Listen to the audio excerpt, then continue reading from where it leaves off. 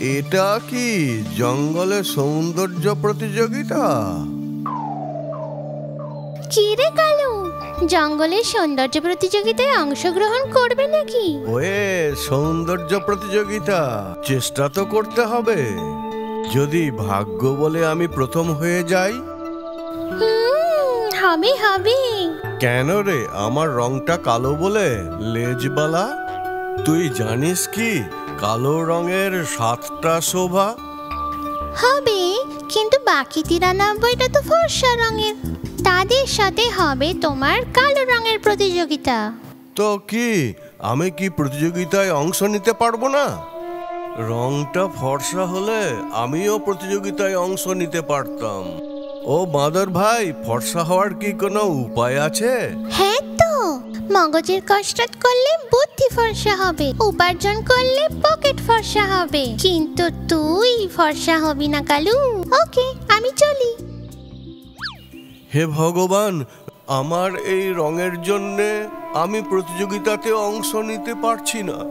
এই রং বদলের জন্যে কোনো না কোনো উপায় তো থাকবে। এই কালু, ভয় পাস না। আরে আমি কালো গিরগিটি। তোমরা যে কথাগুলো বলছিলে আমি সব শুনেছি। তুই চিন্তা করিস না, ফর্সা হওয়ার উপায় আমি বলবো। কি সত্যি? হ্যাঁ সত্যি। মধুবন জঙ্গলে বসু বৈদ্যশালায় গিয়ে বসু বৈদ্যর সঙ্গে দেখা করো আর জাদুই তেল নিয়ে এসো। তাতে যে কোনো রং তুমি ধারণ করতে পারো। ওই জাদুই তেলের ফল পেয়েছে এই কালো গিরগিটি। তাও দেখ, তুই তো এখনো কালোই আছিস। হ্যাঁ, আমি তো কালোই। কিন্তু এবার দেখো, কালো রং তো চলে গেছে।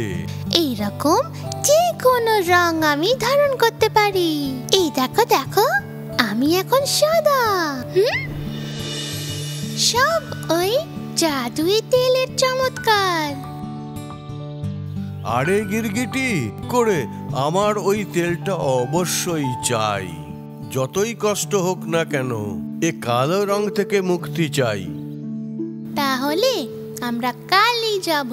আরেকটা কথা, অনেক টাকা খরচা করতে হবে কিন্তু। এই জাদুই তেলটা খুব দামি।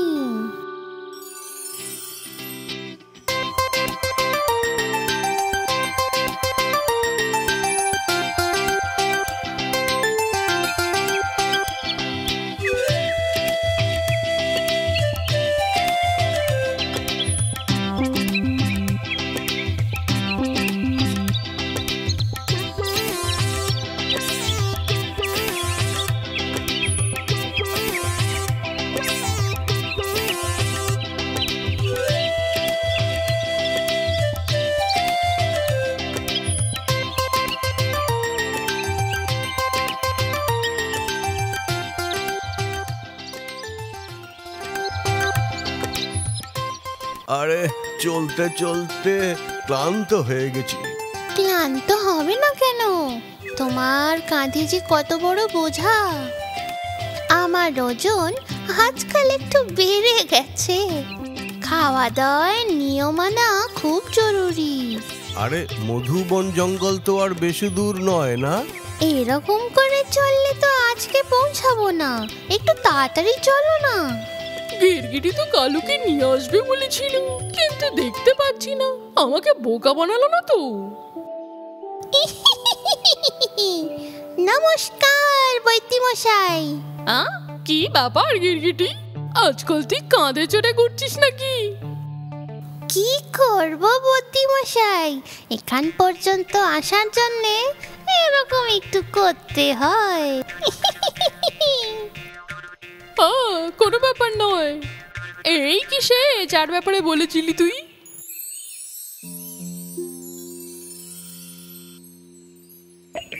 এই নাও, এই তেলটা সারা শরীরে মালিশ করে একটা পাথরের উপরে শুয়ে পড়ো, নড়াচড়া করো না।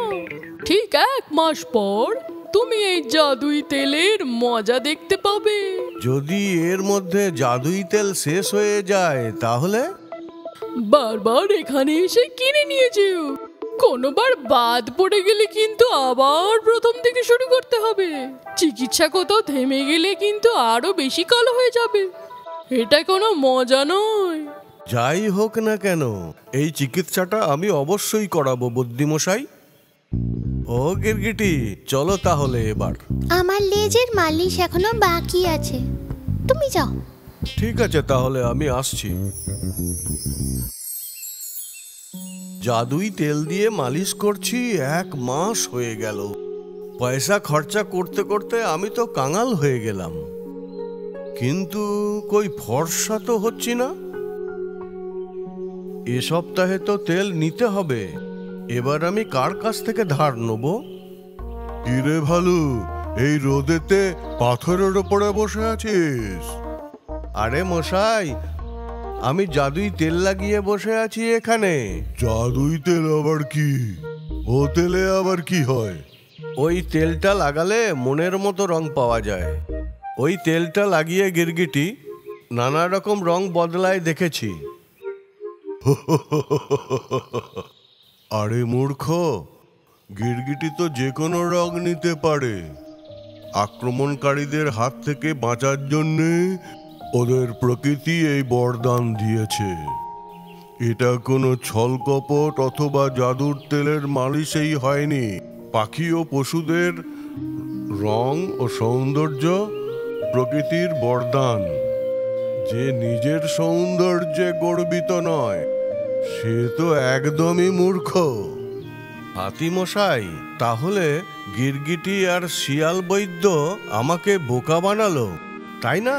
হ্যাঁ ভালুক বাবা, ভাবো, আমি যদি কালো না হতাম আর অন্য কোনো রঙের হতাম, তাহলে আমাকে কি সুন্দর দেখাতো?